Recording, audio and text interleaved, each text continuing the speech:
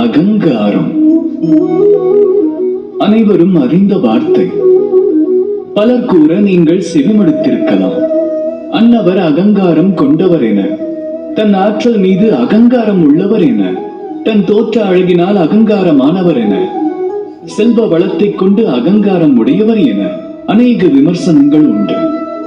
ஆனால் இந்த அகங்காரம் ஒருவரை எவ்வாறு ஆக்கிரமிக்கின்றது? எனது இந்த கருத்தை காணுங்கள். இக்கரத்தினது 5 விரல்களும் உயர்ந்து நின்றால் அது ஆசி. இதே கரத்தின் 5 விரல்களும் ஒரே சமயத்தில் மூடப்பட்டால் அது ஆற்றல்.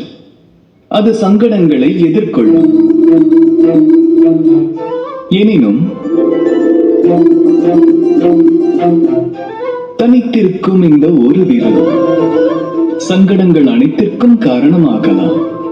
இந்த ஒரே ஒரு விரலானது சத்துருக்களை உருவாக்கக்கூடியது. அகங்காரம் எனும் வார்த்தை எங்கிருந்து வந்தது? அகத்தில் ஆணவம் நிறைவதால் உருவாகிறது அந்த அகங்காரம்.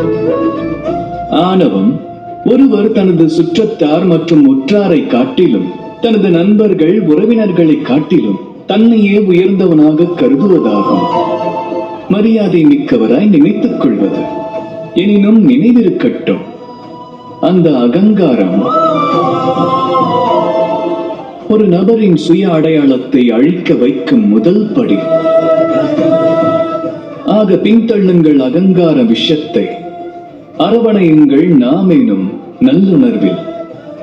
அதுவே தமக்கு சந்துஷ்டி அளிக்கும்.